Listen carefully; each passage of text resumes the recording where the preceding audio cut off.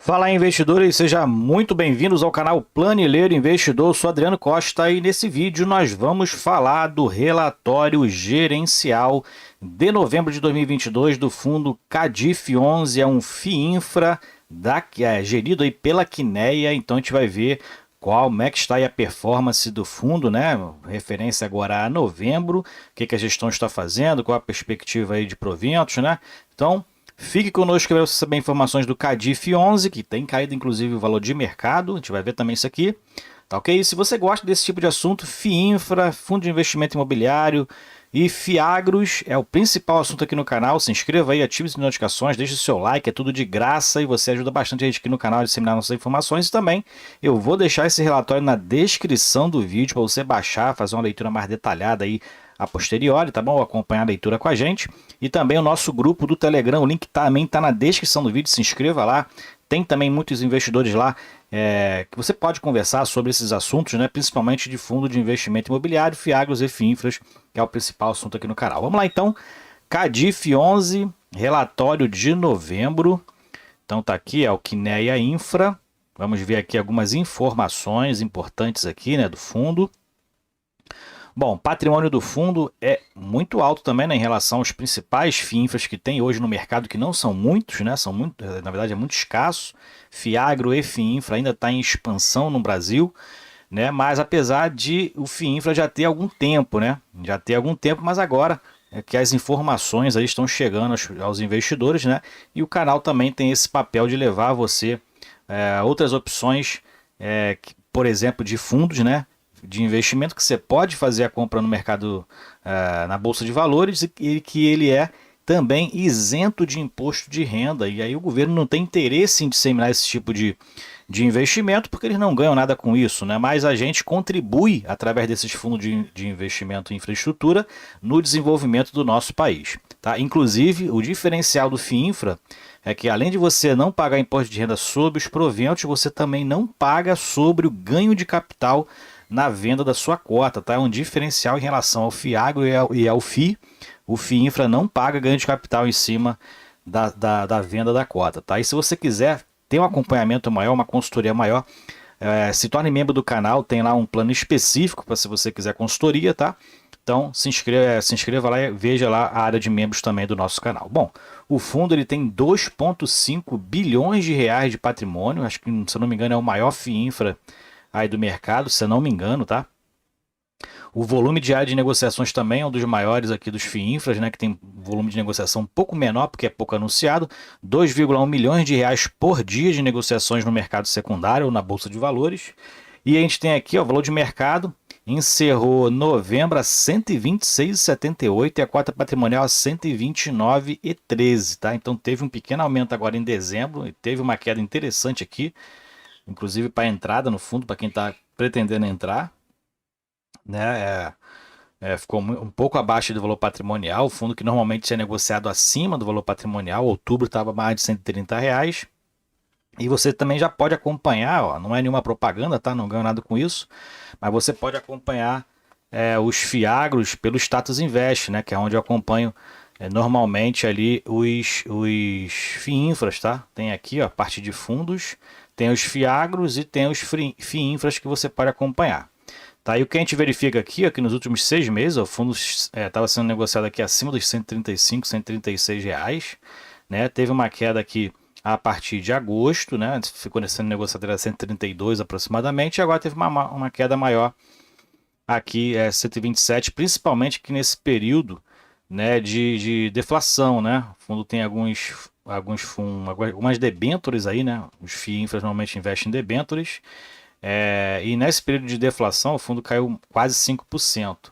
Tá? Então você já pode acompanhar aqui, tem pouco histórico, né, do FII Infra aqui dentro do Status Invest, que começou há pouco tempo. Por exemplo, tu não tem relatório gerencial, mas o relatório gerencial você pode tirar direto no site da Bolsa de Valores, ó, só procurar lá por FII Infras listados, né? Vai vir lá os FII Infras que estão listados na Bolsa e você seleciona aqui o fundo que você quer acompanhar. Bom, vamos lá então para o relatório. Ó. Se você acompanhar aqui no Status Invest, ó, fechou aí dia 7 de dezembro, cotado a R$ 127,30. Só ontem teve uma queda de 1,60%. Estão chegando já no preço de encerramento de outubro, né? E o fundo tem pago bons proventos, tá? Interessante que o fundo tem pago bons proventos. E a carteira, o yield médio da carteira do fundo, está ali em IPCA mais 7,8%. É o yield médio das debêntures incentivadas que ele tem na carteira. A duração média é de 6,8 anos e 93% estão alocados nessas debêntures de infraestrutura do seu portfólio, né, o seu patrimônio. 93% alocado nesse tipo de investimento. O fundo rendeu no mês de novembro 0,8% negativo, né? Então teve uma rentabilidade negativa, enquanto o benchmark do IMAB também rendeu 0,8%, né? Que é o objetivo do fundo. O IMAB, que mede normalmente aí os papéis, né, do Tesouro Direto indexados ao IPCA, né? Os papéis de IPCA+, 0,8% também negativo, então acompanhando ali o IMAB, né? Praticamente. E o spread fechou em 1,66% acima do IMAB cota patrimonial. Ele fala aqui sobre o risco de crédito baixo e diversificado. O fundo tem 32 emissões, sendo que 50% são de empresas classificadas aí como classe AAA, né? Então, grandes empresas a gente vai ver. O fundo investe principalmente na área de energia elétrica, então é um percentual grande do seu portfólio. Está alocado na parte de energia elétrica, tanto transmissão quanto geração. Né? A performance do fundo, tá? O objetivo de performance é entre 0,5% e 1% acima da NTNB, que é as notas do Tesouro Nacional, né? E a cota patrimonial rendeu IMAB mais 9,3% desde o início do fundo, que corresponde a 190% do CDI. A gente vai ver também essa rentabilidade mais para baixo. E aqui fala sobre renda protegida de inflação e livre de imposto de renda, né? Então, como falei lá em cima, como eu falei anteriormente, o fundo tem alíquota zero nos proventos, tanto de imposto de renda, tanto nos proventos quanto no ganho de capital, né? E ele está aí atrelado a IPCA, a maioria da carteira do fundo atrelado ao IPCA. Aqui é o desempenho do fundo desde o início, a cota patrimonial está com desempenho de 80% de valorização, cota de mercado 77,3% e o IMAB nesse período 65,2%, né? E o CDI nesse período 42,4%. Então o fundo está com a rentabilidade muito superior aí às referências, né, de rentabilidade do fundo. Tá? E no mês, ele acompanhou, como eu falei, ele acompanhou o IMAB, a cota de mercado que é o 2% e a cota patrimonial que é o 0,8%. Bom, vamos mais para baixo aqui, em relação ao pagamento dos proventos. Então, o fundo aqui no dia 7 de dezembro, no dia 7 de dezembro, quinto dia útil, né, os investidores do Kinea receberão R$ 1,35. Tá? O fundo anuncia no último dia útil do mês de referência e paga 5 dias úteis depois, né, como ele está falando aqui. E ele fala que desde dezembro de 21 ele passou a pagar rendimentos mensalmente, que antes não pagava, né? Normalmente era semestral que se pagava rendimento. Eles pagaram acompanhando, né, o mercado de fundo de investimento imobiliário e o Fiagro, que já nasceu assim, né, com pagamento de rendimentos mensais. Lembrando que os fundos, né, cada um tem a sua política de distribuição. A obrigatoriedade é distribuir semestralmente o resultado de caixa, 95% do resultado de caixa, mas os fundos, culturalmente no Brasil, pagam ali os proventos mensais, né? Então é o que acontece. Se a gente pegar os Estados Unidos, por exemplo, na bolsa de lá, eles pagam trimestralmente, né? E aqui a gente tem a cultura de pagar esses rendimentos mensais. E ele pagou, né, no último agora R$ 1,35 no dia 7 de dezembro. O valor de 1,35 corresponde a 61 centavos de juros, né, dos papéis, 30 centavos referente à correção monetária, o IPCA dos papéis e outros ajustes, e 44 centavos pagos como saldo de lucros acumulados de exercício de resultados anteriores, né, que vai se acumulando. O fundo também distribui esses valores acruados. O desempenho aqui, a gente já falou, né, foi negativo em 0,80%, né, praticamente seguindo aí o IMAB, que foi um pouquinho mais positivo, vamos dizer assim, um pouquinho menos de negativo, mas praticamente ali a mesma coisa. O cenário de mercado de renda fixa, a gente tem visto, né, o ambiente econômico no mundo, né, as altas da curva de juros, né, no Brasil, inclusive ontem, manteve-se ali a Selic a 13,75, o Comitê de Política Monetária, né, manteve a Selic em 13,75 e a expectativa né, daqui do mercado aqui, na verdade do Banco Central, né, através do Boletim Focus, é uma inflação para 2023 de 5,2%. Bom, você pode depois fazer essa leitura, tá, para você se ater aí o que o mercado está acontecendo no mercado, né? Falando aqui do fundo ainda, a gente vê que o fundo fala que fez um novo investimento, né? Debêntures aí do BRK Ambiental, empresa do setor de saneamento lá da região de Maceió, né? É Alagoas, tá? O fundo participou em 12% do total da emissão, que foi de quase 2 bilhões. O fundo então adquiriu em torno de 200 milhões de reais, né, aproximadamente. A operação foi IPCA mais 8,06% de prêmio de risco, né? E o vencimento lá em 2042, tá? Então, um novo investimento do fundo. E o segundo investimento, ele fala aqui mais para baixo, que foi a emissão de debêntures da concessionária Rota dos Coqueiros. Então, o fundo adquiriu 100% dessa emissão, foi de 60 milhões de reais, a taxa de IPCA mais 7,87%, vencimento em 2037, e a classificação de risco é AA negativo.br, né? Eu não sei, tem que ver ali em relação essa classificação, né, onde realmente ela se encaixa ali, né? Mas para o fundo anunciar, né, tá ali dentro de uma classificação de risco médio. Bom, mais para baixo a gente vai ver em relação à carteira de ativos. Então o fundo tem aí debêntures, né? 93% do seu portfólio são as debêntures, né? Que a maioria estão aqui especificadas aqui embaixo, né? Títulos públicos, 7%, onde o fundo praticamente deixa seu caixa, né? 187 milhões. E então a carteira está praticamente aí atrelada a IPCA, mais uma média de 7,90%, duração média de 6,8 anos e o spread de crédito de 1,54% em outubro, que aumentou para novembro em 1,66%. Então o fundo está com uma rentabilidade aí muito boa, né? Em relação acima da atualização, né? Prêmio de risco interessante. E aqui é toda a carteira do fundo, são 32 papéis, né? Que ele tinha anunciado lá em cima, 32 papéis aí atrelados. O que ele adquiriu recentemente foi o da BRK Ambiental, né? 153 milhões que está especificado aqui. Tem mais aqui em cima 79,6 milhões. Aqui pelo CDI, então ele já tinha comprado esse, né?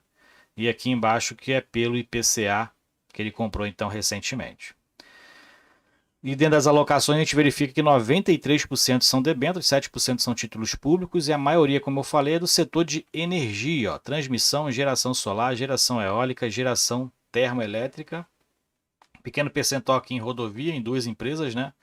Uma é a CCR e aqui é saneamento, que ele aumentou inclusive o percentual investindo na BRK, nas debêntures aí da BRK. Bom, aqui os rendimentos semestrais, né? Quando ele pagava ali rendimento semestral até novembro de 2021, antes da mudança, né? Então a gente vê aqui os rendimentos tinha uma variação bem grande, né? Então pagava ali em outubro e em abril. E os rendimentos mensais a partir de novembro, né? Então o fundo começando a pagar rendimentos mensais, a gente verifica que a maioria ali com rentabilidade de proventos, né? Acima normalmente de 1% ou muito próximo ali, né? Próxima à média de 1% de distribuição, fundo distribuindo bons proventos aí, né, nos últimos 12 meses, né? Interessante. E aqui em relação ao volume de negociação, né? Então o fundo tem uma média aí já histórica em torno de 2 milhões de negociação por dia. Se a gente pegar aqui o histórico, a gente verifica que é mais ou menos essa média, né? 2 milhões de negociação média diária no mercado secundário ou na bolsa de valores. Em relação à rentabilidade com base no valor de mercado, né, quem participou das emissões do fundo, que todas foram emissões abertas, né, públicas, né, não restritas, né, quando vai para os investidores profissionais qualquer um pode investir, na parte pública, né, qualquer um pode investir desde que obedeça a um mínimo. Não só os investidores profissionais, mas qualquer tipo de investidor poderia participar dessas emissões na CVM 400, na instrução CVM 400. O valor da cota aqui foi de 112, aqui de 118, 136 e 136. Então esse de 136 está com a rentabilidade menor, além do tempo, né, transcorrido que foi menor, mas também o valor da cota aqui foi maior, né? E o valor de mercado atualmente está em 126,78. Então quem participou dessas aqui está com uma rentabilidade positiva em relação ao valor da cota, e também está com uma rentabilidade de proventos, né, maior, e quando soma a cota, então dá um percentual bem interessante, né? Então, nessas daqui, o que está reduzindo aqui a questão da rentabilidade é principalmente essa variação do valor da cota da emissão com o valor da cota de mercado, né, que está reduzindo a rentabilidade de quem participou da quarta e da quinta emissão. Aqui é o desempenho em relação à cota patrimonial, cota de mercado e o benchmark do fundo, que é o IMAB. Né? Então a gente verifica que somente no ano de 2021 que a rentabilidade da cota patrimonial foi negativa, e mesmo assim quase nula. Né? Todos os outros parâmetros estão com rentabilidades positivas em todos os anos. Então a gente verifica, é interessante, né, o desempenho dele é realmente muito positivo desde do início do fundo. Né? E aqui, como eu falei, é toda a especificação, tá, das empresas que o fundo tem debêntures. Então a gente verifica que está até separado aqui por cor, né, para que você possa verificar, né, geração eólica, solar, transmissão, geração termoelétrica, saneamento, hidrelétrica e rodovia. Então são 32 papéis, 32 papéis, mas não são 32 empresas, né, que até se repete. E a mais conhecida é a Taesa, né? Com quem investe em ações conhece aí a Taesa, né? Empresa aí muito interessante aí, paga dividendos aí muito interessantes todo trimestre praticamente, né? Eu tenho Taesa inclusive na minha carteira e essa é uma das empresas aqui, uma das principais empresas que o fundo tem debêntures, e é uma empresa de transmissão, tá? Então é uma das que o fundo tem aí investimento, tá ok? Mas para baixo aqui tem informações do fundo. Atualmente o fundo está com 16 mil investidores. Então, se você é um deles, quer acompanhar o Cadif aqui no canal, tá? Se inscreva aí no canal, ative as notificações. E você que está estudando o fundo para possível entrada também, se inscreva aí e acompanhe com a gente. O fundo tem desde abril de 2017. Volume de negociação diária, como eu falei, 2,1 milhões em média, né, por dia. Fundo de bilionário, 2,5 bilhões de reais. Taxa de administração e custódia e também a taxa de gestão está inclusa, né, 1,11% ao ano. Público-alvo, investidores em geral. E quem administra é a Intrag, quem gere é a Quineia, que dá o nome, inclusive, do fundo, ok? Então é isso aí. Cadif 11, desempenho aí de novembro. Se você gostou do vídeo, deixa o seu like, se inscreva no canal, compartilhe esse vídeo com outras pessoas e compartilhe com a gente também se você é cotista do Cadif 11, qual o percentual da sua carteira hoje. Eu não sou cotista do Cadif 11, estou estudando fundo, tá ok? Fique com Deus, até o próximo vídeo, tchau, tchau.